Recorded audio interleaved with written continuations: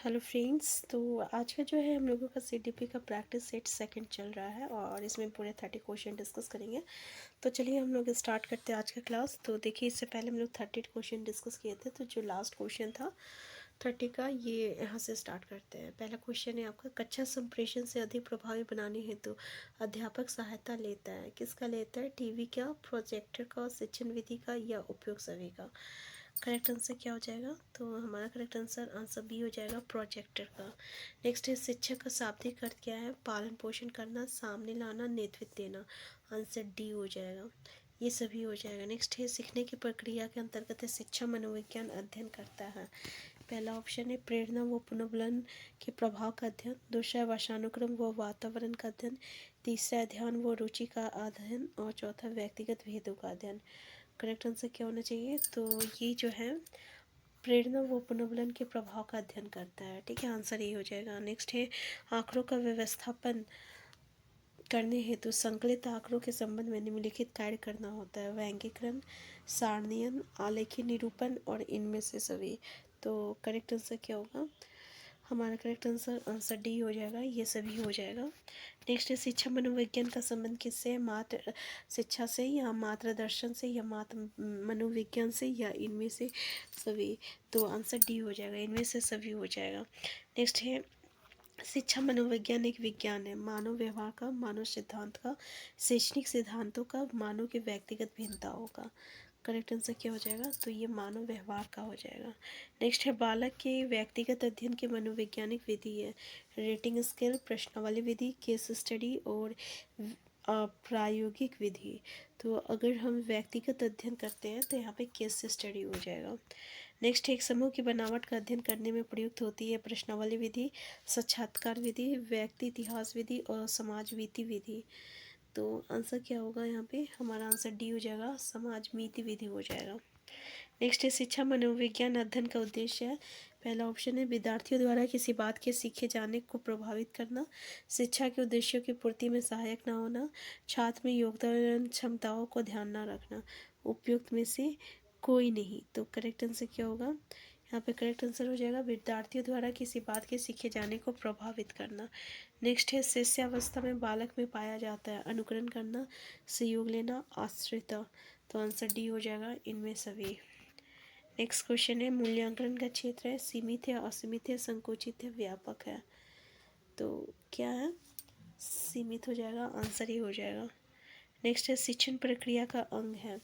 शिक्षण के उद्देश्य, शिक्षण को सार्थक बनाने वाले ज्ञान अनुभव, शिक्षण का मूल्यांकन और उपयोग सभी। तो करेक्ट आंसर क्या होना चाहिए हमें? करेक्ट आंसर आंसर डी हो जाएगा, ये सभी अंग है शिक्षक प्रक्रिया का। नेक्स्ट है, शिक्षा का संबंध है शिक्षा के उद्देश्य से, शिक्षार्थी व शिक्षक से, कक्षा पर्यावरण व वातावरण से। तो ये सभी से होगा कि शिक्षा का उद्देश्य क्या है, शिक्षार्थी व शिक्षक से, दोनों से, और उसका वातावरण से, और जो कक्षा है उसका पर्यावरण और वातावरण से भी। नेक्स्ट है, वस्तुनिष्ठ प्रशिक्षण के निर्माण के में समय लगता है। अधिक लगता है, कम लगता है, कठिन लगता है, सरल लगता है। तो कैसा समय लगता है? करेक्ट आंसर क्या हो जाएगा? अधिक समय लगता है। ठीक है। नेक्स्ट है, बालक के निजी व्यवहार का अंकन करने में कौन सी विधि सहायक होती है? नियंत्रण निरीक्षण विधि, मनोभौतिक विधि, चिकित्सालय विधि और आत्मनिष्ठ अंकन विधि। करेक्ट आंसर क्या होगा? करेक्ट आंसर ए हो जाएगा, नियंत्रण निरीक्षण विधि हो जाएगा। ठीक है, बालक के निजी व्यवहार का अंकन करने में नियंत्रण निरीक्षण विधि जो है सहायक है। आंसर ये हो जाएगा। नेक्स्ट है, किसी विधि में एक ही बालक का अध्ययन किया जाता है। क्षैतिज विधि में, मोनोभौतिक विधि में, सांख्यिकी विधि में और प्रयोगात्मक विधि में। तो किसी विधि में एक ही बालक का अध्ययन किया जाता है, किस विधि में किया जाता है? तो ये आपका मोनोभौतिक विधि में होता है। आंसर बी हो जाएगा, मोनोभौतिक विधि में होगा। आंसर बी हो जाएगा। नेक्स्ट है, किसी विधि में उद्दीपन अनुक्रिया के मध्य होने वाले संबंधों का अध्ययन किया जाता है। प्रश्नकर्ता विधि, मोनोभौतिकी विधि, आत्मनिष्ठ अंकन विधि और प्रयोगात्मक विधि। करेक्ट आंसर क्या होगा यहाँ पे? यहाँ पे करेक्ट आंसर हो जाएगा मोनोभौतिक विधि हो जाएगा। ठीक है, किसी विधि में उद्दीपन अनुक्रिया के मध्य होने वाले संबंधों का अध्ययन जो है मोनोभौतिक विधि में होता है। नेक्स्ट है बाल्यावस्था में मस्तिष्क का विकास हो जाता है, कितना होता है 60%, 80%, 90%, 50%, पूरे 90% हो जाता है बाल्यावस्था में, याद रखिएगा। नेक्स्ट है बालक को 2 आनंददायक सरल कहानियों द्वारा नैतिक शिक्षा प्रदान करनी चाहिए। ये कथन किसका है, स्ट्रैंग का है, पियाजे का है, ब्रूनर का और कॉलसैनिक का। तो ये स्टेटमेंट जो है किसका है, तो याद रखिएगा कॉलसैनिक का है। नेक्स्ट क्वेश्चन है विकास के संदर्भ में मैकडुगल ने व्यक्तित्व का विश्लेषण किया, मूल प्रवियात्मक व्यवहार का विश्लेषण किया, बालक के शारीरिक विकास का विश्लेषण किया। उपयुक्त में से कोई नहीं।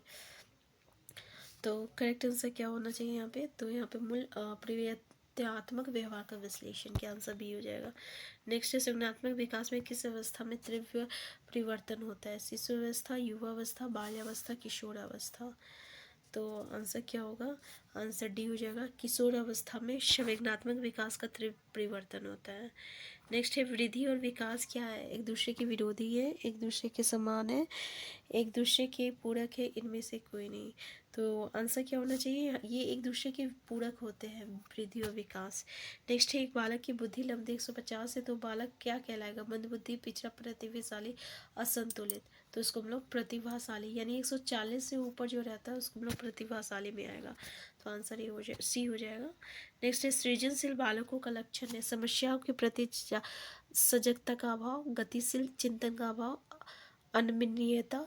तो इसमें जिज्ञासा होती है, सृजनशील मतलब क्रिएटिविटी, जो क्रिएटिविटी बच्चे होते हैं, क्रिएटिव बच्चे, उसमें जो होता है जिज्ञासा होता है किसी भी चीज़ को जानने का। नेक्स्ट है विकासात्मक पद्धति को कहते हैं उपचारात्मक विधि, सांघिक विधि, उत्पत्ति मूलक विधि, जीवन इतिहास पद्धति। तो आंसर क्या हो जाएगा यहाँ पे आंसर हो जाएगा आपका उत्पत्ति मूलक विधि हो जाएगा, आंसर सी हो जाएगा। नेक्स्ट क्वेश्चन है वातावरण के अंतर्गत आते हैं हवा, प्रकाश, जल, आंसर डी हो जाएगा, सभी चीज़ें आते हैं। नेक्स्ट है शिशु का विकास प्रारंभ होता है जन्म के पश्चात, किशोरावस्था में, बाल्यकाल में, गर्भकाल में। तो गर्भकाल में ही स्टार्ट हो जाता है, आंसर सी हो जाएगा, डी हो जाएगा, आंसर डी। नेक्स्ट है सामाजिक स्थिति वंशानुक्रमणीय होती है, नहीं होती है, कुछ होती है, बिल्कुल नहीं होती है। तो आंसर क्या होना चाहिए, होती है हो जाएगा, ठीक है, आंसर ए हो जाएगा। नेक्स्ट है वंश का बुद्धि पर प्रभाव देखने के लिए सैनिकों के वंशज का अध्ययन किया, किसने किया था, स्पेयरमैन ने किया था, गोडाल्ट ने किया था, न्यूमैन ने किया था और सेल्डन ने किया था। तो आंसर क्या हो जाएगा, गोडाल्ट ने किया था, आंसर बी हो जाएगा। तो यहाँ पे 58 तक, अच्छा इससे आगे जो है नेक्स्ट क्लास में डिस्कस करेंगे। देखा जाए तो 30 क्वेश्चन हम लोग का हो चुका है, तो इससे आगे हम लोग नेक्स्ट क्लास में डिस्कस करेंगे। तो अगर आप चैनल में नए हैं, चैनल को सब्सक्राइब कर लीजिएगा, वीडियो हेल्पफुल होगा तो लाइक शेयर करना मत भूलिएगा। Thank you.